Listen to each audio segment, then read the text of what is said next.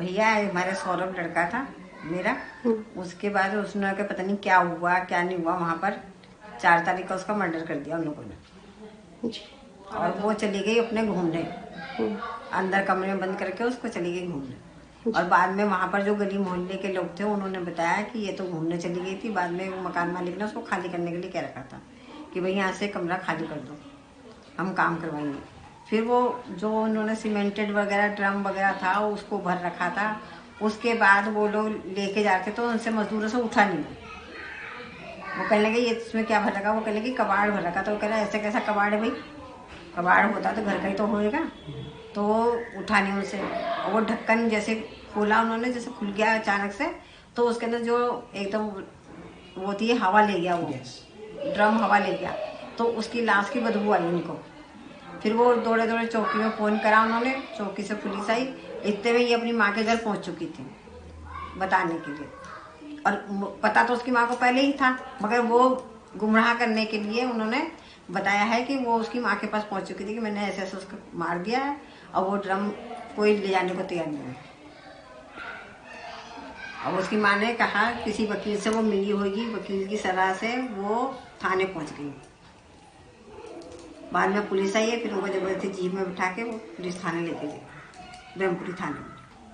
जैसे कि मैं बताना चाहूँगी, मुझे कल शाम को मेरी मम्मी का फ़ोन आया और उन्होंने मुझे ये बोला कि मेरे छोटे भाई का मर्डर हो गया है। तो मैंने अपनी मम्मी को ये कहा कि मैं पहुँच रही हूँ, आप घबराओ मत, ऐसा कुछ भी नहीं हुआ उसको। तो इतनी मतलब जैसी मैं पहुँची हूँ और मुझे बस मेरी मम्मी ने ये बोला कि तू सीधा थाने आ। थाना आने की मतलब थाना पहुंचने के बाद मुझे बस यही समझ आया कि अब तो इन्होंने जो करना था वो कर दिया, क्योंकि उस लड़की का पहले से ही अफेयर था। वो अपने घर से पहले ही एक बार भाग चुकी थी और 5 दिन से गायब थी, जो कि मेरा छोटा भाई मेरे घर पे था, पेपर देने के लिए आया हुआ था। और उसके बाद मतलब ये सब हुआ और वो आया और उसको ये बोला गया कि वो घूमने गई थी, वो किसी लड़के के साथ थी 5 दिन तक। और उसके बाद अब उसे हमने यही बोला था कि तू इतना पैसा कमा के ला रहा है तो तू सावधान रहना और उस पैसे का किसी से जिक्र मत करना, तू हमसे कर पर तू किसी गैर आदमी पे मत करना। और पता नहीं उसे कैसे बहला फुसला के पूरा का पूरा पैसा है उन्होंने हड़प लिया। एक पूरा 50 लाख का मकान है, 4 पहिए की गाड़ी है, हीरे जवाहरात हैं, मतलब गोल्ड के टॉप्स हो गए, डायमंड की रिंग हो गई, चेन हो गई 1.5 पौने 2 लाख की, ये सारी चीजें थी। इसके अलावा 1.5 लाख का मोबाइल 16 प्रो, आईफोन 16 प्रो, जो कि उसकी बहन को दिया गया है। आप मुझे एक चीज बताइए, जो जिसके पापा किसी सुनार की दुकान में लेबर का काम करते होंगे, उनके पास कहाँ से आ जाएगा इतना पैसा जो वो ले पाए?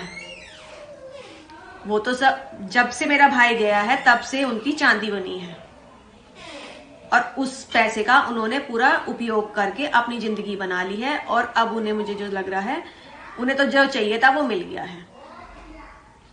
उनकी माताजी बोल रही है कि मेरी बेटी ही गलत थी, मेरी बेटी को फांसी दी जाए। मैंने इसका उत्तर आपको पहले ही दे दिया है। जैसे कि मैंने आपको बताया, वो लड़की पहले भी भाग गई थी, वो पहले से ही कैरेक्टर में खराब थी। पर मेरे भाई को उसको इतना ज्यादा प्यार था, उस पर इतना अंधा भरोसा करता था कि उसके बगैर उसका चलता नहीं था। जिसमें कि सोचो आप, मेरे घर अभी देख पा रहे होंगे कि किसी भी चीज की कमी नहीं है मेरे घर में।